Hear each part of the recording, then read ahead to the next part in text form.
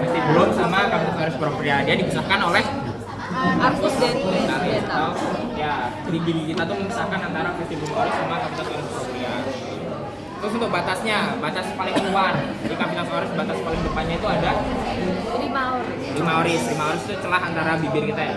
Sama kalau batas paling belakangnya ada isthmus falcium yang menyambungkan antara cavitas oris ke apa tadi materi keduanya? Orofaring. Orofaring dulu baru nanti ke esophagus gitu ya. Isthmus falcium tinggi berapa?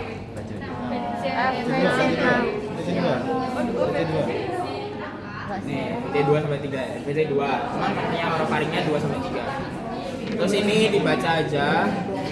Palatum. Palatum tuh ada yang keras yang mana? Durum. Nanti yang boleh yang Yang keras yang durum. dua ketiga anteriornya dia dibentuk oleh Processus platinus osis maxillaris. berarti dari bagian dari os maxilla. Sedangkan kalau yang sepertiga posterior dia dibentuk oleh Lamina palatina osis. ini dibentuk oleh os palatina sendiri ya. Ini bisa jadi keluar responsi. Betul, ini juga Bisa jadi keluar ada responsi. yang kalau yang lunar ada tensor veli palatini, levator veli palatini, palato carineus, palato glossus sama uvula. Uvula yang mana?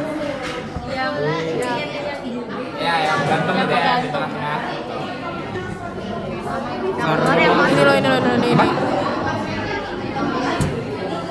Seperti ini ada vaskularisasi sama inervasinya. Nah ini ngapalinnya pakai ngapalin dari keluarnya aja. Jadi ada foramen palatina mayor sama minor. Berarti yang keluar dari situ sesuai. Berarti arterinya ada arteri palatina mayor kalau yang mayor sama arteri palatina minor kalau yang minor. Kalau nervusnya juga sama. Nervus palatina mayor sama minor tergantung sama foramennya. Terus ada fossa incisiva atau foramen incisivum. Masuk palatinus sama palatina mayor yang keluar dari situ. Arteri palatina mayor sama nervus palatina mayor. Ini ada 3 itu ya. Terus ada lingua. Lingua ada pas presulcalis sama postsulcalis. Kenapa namanya kayak gitu? Sulcus terminalis. Betul, karena ada sulcus terminalis. Jadi dia dipisahkan oleh sulcus terminalis. Kalau di bagian depan berarti yang presulcalis. Di presulcalis ada apa aja? Ada papilla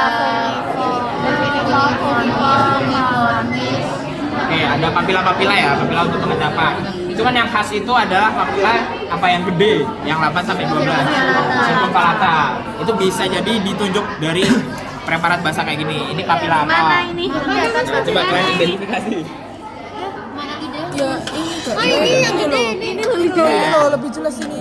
Ini ya. Tadi daerah sini. Ini loh yang 8 nah itu wah itu tuh.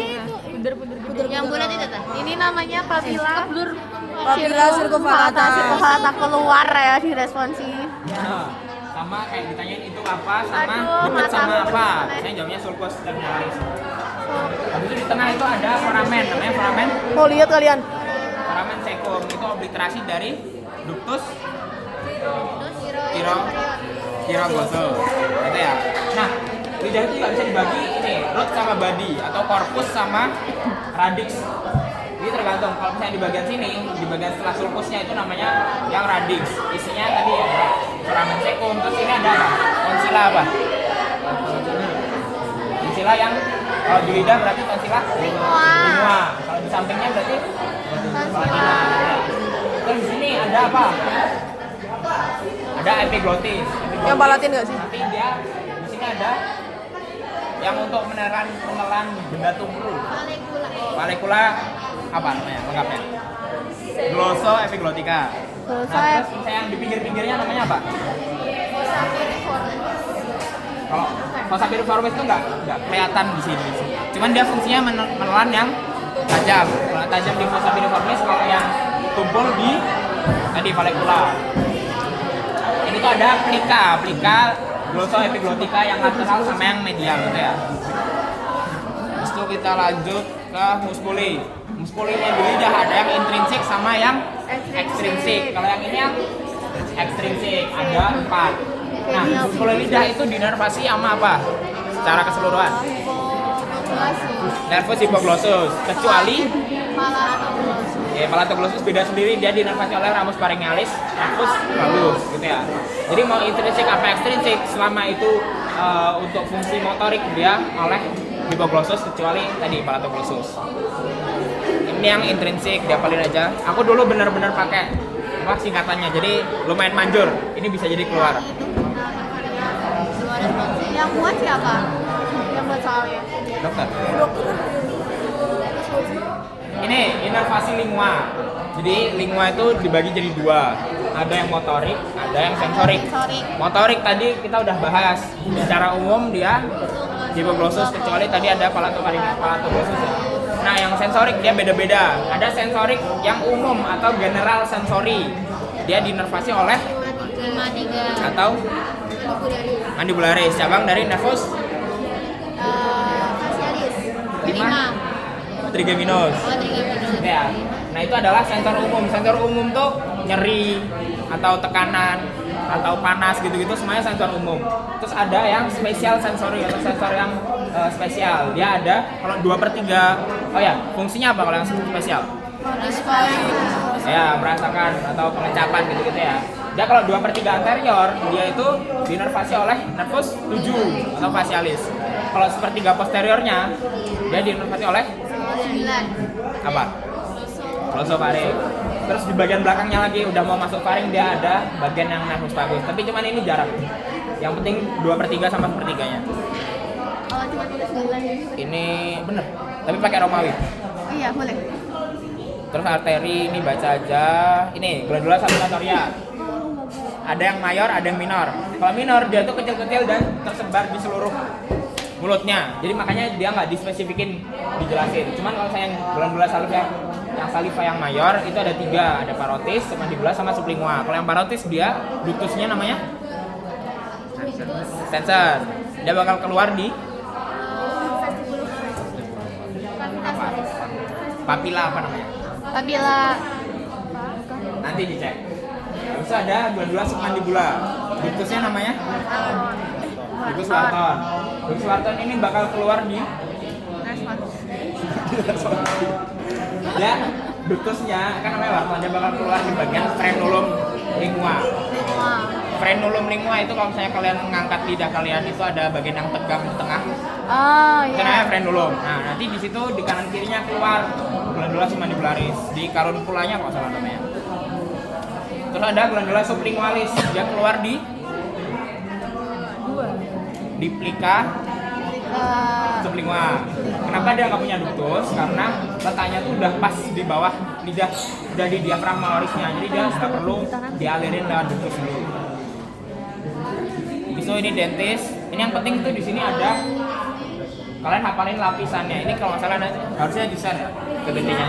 Ini kalian hafalin, soalnya ini keluar di responsi biasanya. Jadi ada lapisannya ini. Lalu kalian hafalin kalau yang putih apa, bawahnya apa, bawahnya apa. Soalnya tahun kemarin tuh ditunjuk enamelnya. Jadi bagian ini namanya apa? Kamu nggak bisa jawab kan? Terus ada peradangannya. Peradangannya namanya pulpitis. Makanya Peradangannya namanya itu pulpitis. bisa keluar. Pulpitis. Dan direkam kan? Ada pulpitis sama enamelnya itu bisa keluar. Ini nggak penting. Putihnya kalau enamel. Gambar itu kan. Gambar ini bisa. Nggak gigi ini. Ada orofaring. Orofaring setinggi 2 sampai 3. Dia dipatasi sama cavitas oris lewat apa tadi? Isthmus clausium ya, itu diapalin juga. Dia setinggi berapa juga diapalin. Sama ada annulus Waldeyer, ini lingkar apa? Cincin Waldeyer. Dia isinya adalah jaringan limfoid. Ada apa aja? Yang parenchymalis atau adenoid, habis itu ada palatina, lingualis sama tubal. Ini bisa jadi keluar. Bisa jadi keluar. Bisa ditunjuk. Tapi umumnya yang ditunjuk kalau yang lingua, yang palatina biasanya. Nah, Kalau yang lingua, yang bedanya palatina. yang faringeal itu dia letaknya tuh sebenarnya di nasofaring, dia di atas. Faringeal letaknya di esofaring, dia di atas. Cuman karena untuk membentuk tadi cincin Waldeyer, makanya dia diikutkan. Ini kalau peradangan di tonsil namanya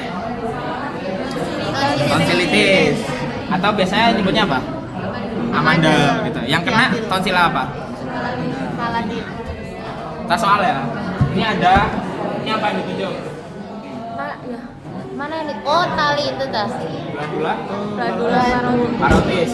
Tadi ductusnya apa? Ductusnya Sensor. Nah, terus yang B B. Komplikasi tersering dari peradangan. Ini kalau saya parotis peradangan, biasanya komplikasinya apa?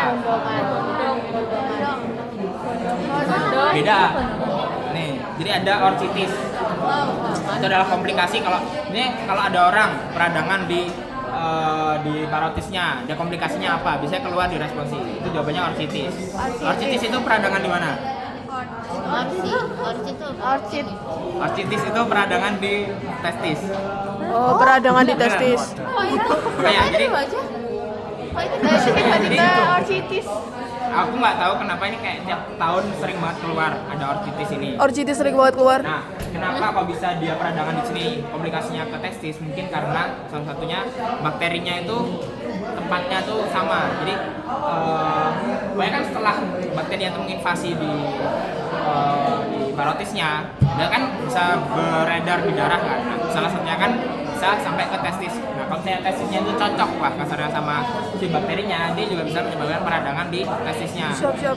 Makanya nyebutnya itu adalah komplikasi. Jadi misalnya udah parah, dia udah nyebar, dia bisa nyebar ke testis. Kenanya orchitis. Sorry. Terus ini ruangnya dari depan sampai ke gusi, namanya apa? Femoris. Habis itu ini ada bangunan yang ditunjuk. Ini sama ya. Yang ditunjuk itu parotis. Nah, apabila seseorang meminum obat flu yang mengandung simpatomimetik, maka dapat menurunkan sekresi saliva. Kenapa kira-kira? Emang nggak ada sih. Tapi ini agak logika. Jadi gini. Kalau saya glandula sekresi, apalagi untuk pencernaan yang di visceral, itu dia sifatnya adalah parasimpatis. Sifatnya parasimpatis, aktivasinya. Saya parasimpatis namanya rest and digest kan, udah diajarin. Makanya dia misalnya di kelenjar-kelenjar kayak gini, dia membutuhkan aktivasi dari saraf parasimpatis. Nah, otomatis kalau misalnya dia ditingkatkan saraf yang simpatisnya, jadi simpatomimetik itu kayak memimik apa ya? Obatnya tuh meniru saraf-saraf yang simpatis gitu. Jadi kayak obat saraf simpatisnya itu diaktifkan atau ditingkatkan. Makanya otomatis dia menurunkan yang parasimpatis. Otomatis dia sekresi Parasimpatis salivanya itu juga dinaikkan, parasimpatisnya jadi turun. Makanya menurunkan sekresi saliva. Nih, lingua 2/3 anteriornya tadi pengecapannya oleh 5. pengecapan 7. Nah, area Brodmann. Di area kalau ditanyain area Brodmann-nya area Brodmann 43 atau area gustatorik. Area Brodmann itu apa? Nanti dia di otak. Jadi kalian kalian nanti di neuro di 2.3 itu bakal ngapalin semua titik-titik itu. Ya Allah.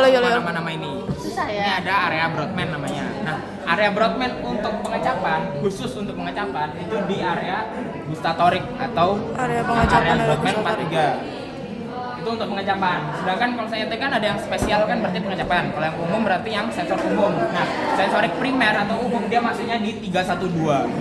Itu kalau ditanyain, saya bisa jadi keluar ini. Area Brodmann 43, area gustatorik. Diingat ya? Siap. Gustatorik 43. So, udah, ada yang tanya? Keluar responsi. Buat Yang mana tadi, yang mana? Ismus yang mana, Mas? Ismus tuh dari sini sampai sini. Cuman ini kan gara-gara dia ngering makanya dia lengket. Maksudnya dia ada orofaring. Ini lidah. Ini lidah. Siap, Mas. Terima kasih, Beneran Mas. manusia nyata.